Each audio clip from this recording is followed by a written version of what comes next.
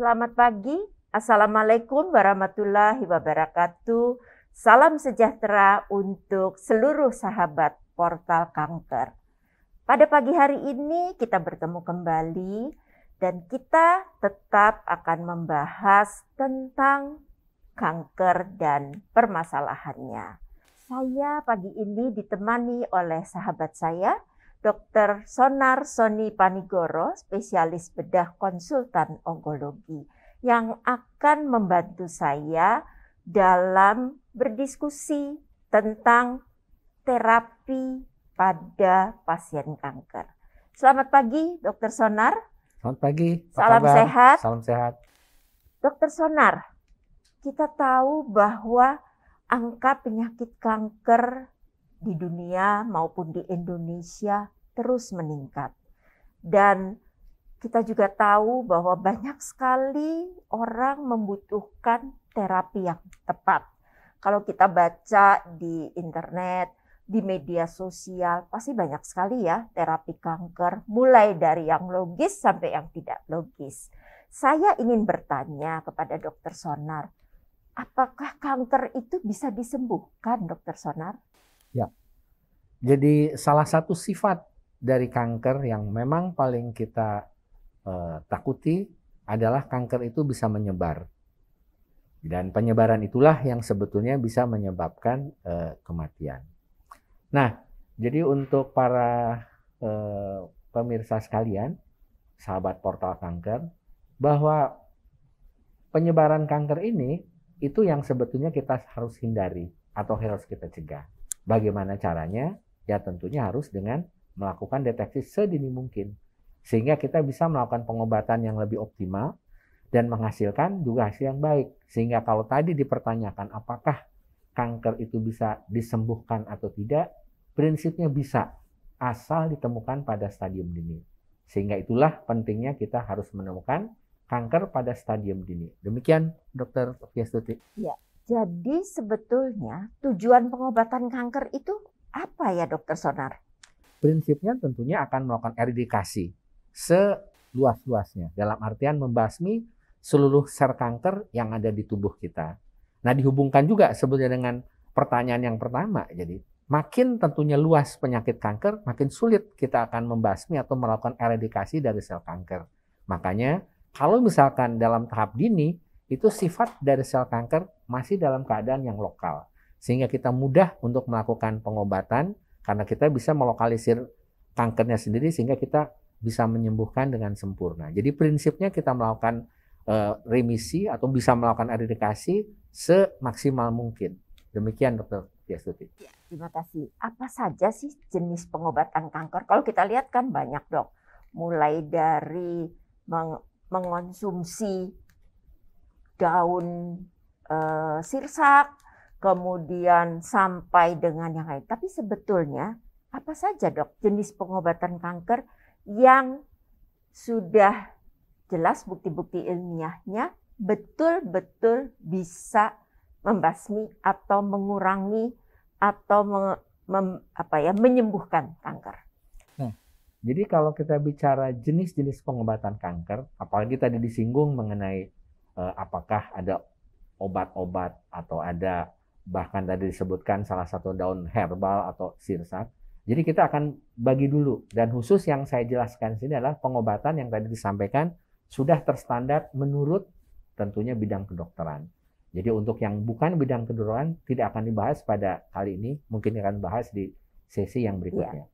Nah, prinsipnya pengobatan pada kanker, kita ada pengobatan yang sifatnya terlokalisir, yang tadi untuk pada khususnya stadium-stadium awal, dan yang sudah tentunya menyebar atau bermetastasis. Nah, kanker juga tentunya bermacam-macam. Ada kanker yang disebut kanker padat, jadi artinya kanker yang berasal dari jaringan padat, misalkan kanker payudara, kanker paru, kanker tulang, kanker leher rahim, itu semua adalah kanker padat. Tapi ada juga kanker yang sifatnya sistemik atau kanker darah seperti leukemia dan juga penyakit yang kita sebut kanker getah bening. Nah, jadi pengobatannya pun sangat tergantung kepada itu. Dan kalau kita bagi sebetulnya khususnya untuk yang kanker padat, ada pengobatan dengan operasi, dengan radiasi, dan pengobatan yang sifatnya sistemik, antara lain pengobatan kemoterapi dan hormonal. Demikian Dr. Piastuti. Kalau kita bicara tentang pengobatan yang sistemik, artinya seluruh tubuh ya, Dokter Sonar ya, mendapat terapi kanker yang sistemik ini. Berarti sel-sel normalnya juga bisa ikut rusak ya Dokter Sonar? Betul. Jadi tentunya semua jenis pengobatan kanker ada yang kita sebut efek terapinya, efek pengobatan, dan ada efek samping. Nah ini yang memang terus-menerus kita sedang usahakan agar efek samping yang terjadi pada sel-sel yang normal menjadi berkurang. Bagaimana caranya? Tentunya kalau operasi misalkan, operasinya juga kita sekarang menuju ke arah yang lebih tidak radikal seperti zaman dulu.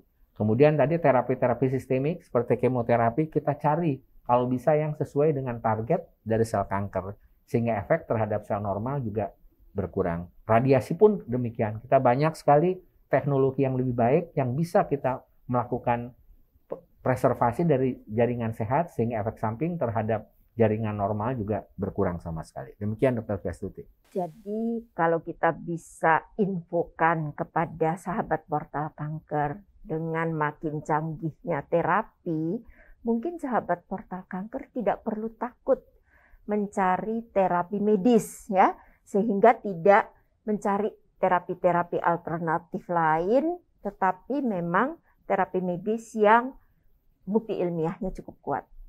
Yang saya ingin tanyakan, apakah terapi-terapi ini dok bisa digabungkan? Atau kalau misalnya sudah dapat sistemik nggak boleh dapat yang lokal, atau sudah dapat yang lokal nggak boleh dapat sistemik? Silakan dok. Tentu saja bisa. Itulah yang saya sampaikan di pertanyaan sebetulnya yang awal.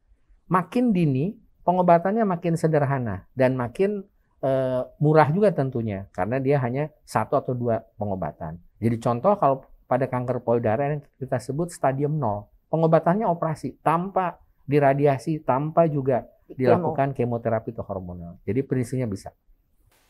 Nah, kalau orang ini kan mungkin ada yang bertanya, pengobatan kanker di Indonesia itu sudah sama atau belum sih dengan di luar negeri?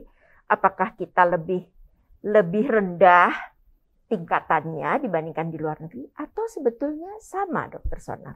Prinsipnya tentunya kita juga kan ada yang kita sebut sebagai kesepakatan atau konsensus di antara para ahli, baik di dunia termasuk tentunya di Indonesia. Jadi yang memang menjadi masalah tentunya di Indonesia adalah ketersediaan beberapa fasilitas, karena kita memang ada beberapa hal atau apalagi beberapa pengobatan yang memang sangat mahal yang kita belum mampu untuk memfasilitasi. Tapi prinsipnya kita untuk pengobatan terstandar kita sudah sama dengan di luar negeri. Demikian Dr. Kes. Ya, jadi tidak usah juga merasa ragu untuk melakukan pengobatan di Indonesia, tidak harus ke luar negeri. Tetapi tentu harus diingat bahwa pengobatan tentu yang bukti ilmiahnya kuat memang bisa mengurangi atau menyembuhkan kanker tersebut. Terima kasih Dr. Sonar, demikianlah sahabat portal kanker. Setelah kita berdiskusi dengan Dr. Sonar Soni Panigoro, spesialis bedah konsultan onkologi, kita jadi tahu bagaimana cara kita mendapatkan terapi kanker yang optimal dan diusahakan pengobatan sebaik mungkin dan sedini mungkin sehingga hasilnya bisa menjadi lebih optimal. Terima kasih atas perhatiannya sahabat portal kanker. Sampai bertemu di episode selanjutnya masih tentang kanker. Assalamualaikum warahmatullahi wabarakatuh. Salam sejahtera untuk kita semua.